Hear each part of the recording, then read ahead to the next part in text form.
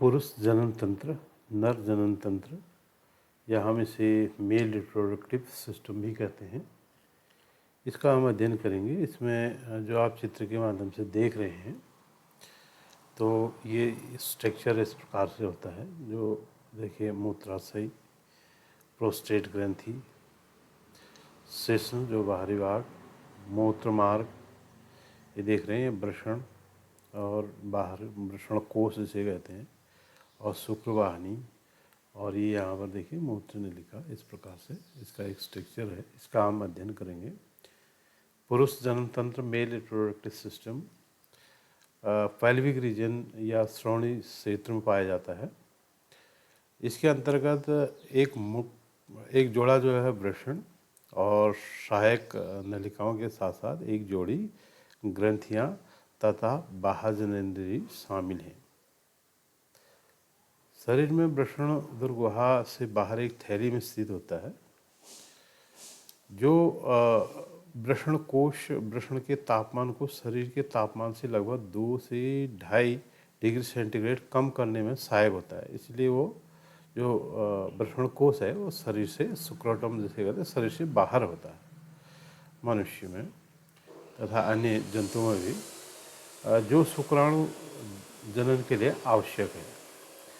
तो वयस्कों में जो प्रत्येक वृषण जो है अंडाकार होता है और लगभग 4 से 5 सेंटीमीटर लंबा तथा 2 से 3 सेंटीमीटर चौड़ा होता है।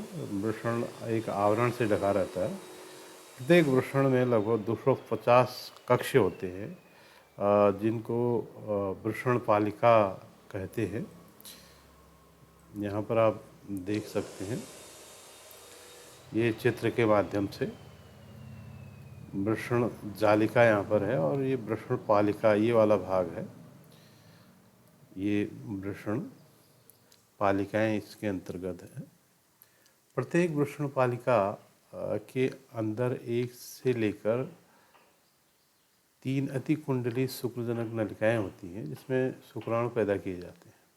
इसमें ये वाले भाग, प्रत्येक शुक्रजनन नलिकाओं का भीतरी भाग 2 प्रकार की कोशिकाओं से स्थित होता है।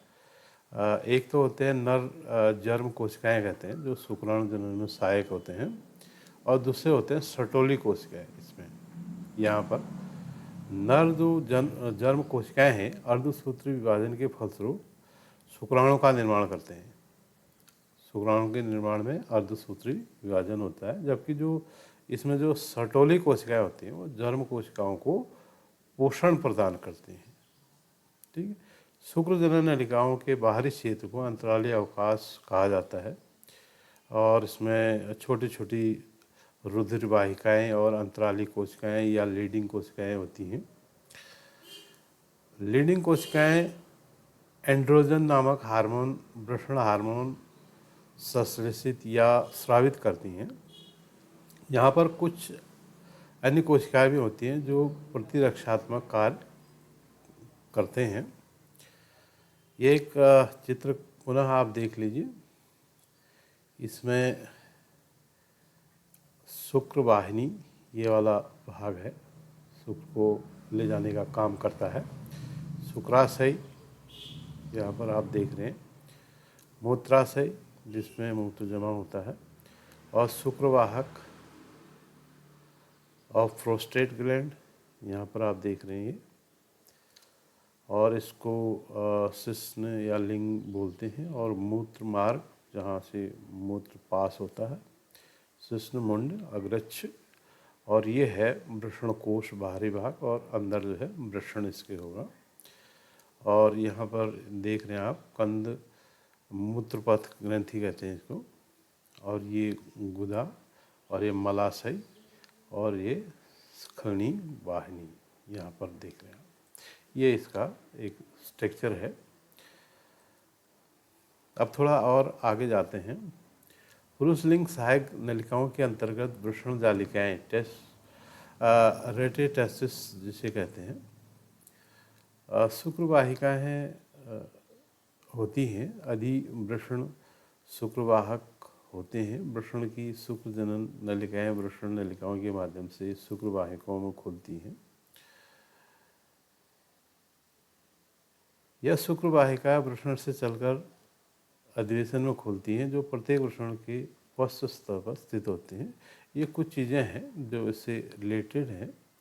जो हम बाहरी भाग से अगर देखते हैं तो शिश्न पुरुष के बाहरी जननेंद्री, जो जननेंद्री कहते हैं, ये बाहरी भाग में आता है।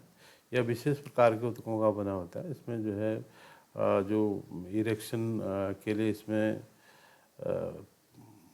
मदद करता है। ऐसा एक वीरसेचन है, सुगमन आता है उसमें। शिश्न का जो अंतिम वर्धित भाग है, शिश्न मुंड या ग्लांस पेनिस उसे कहते हैं, जो एक ढीली त्वचा से ढका होता है, जिसे अग्रक्ष कहा जाता है।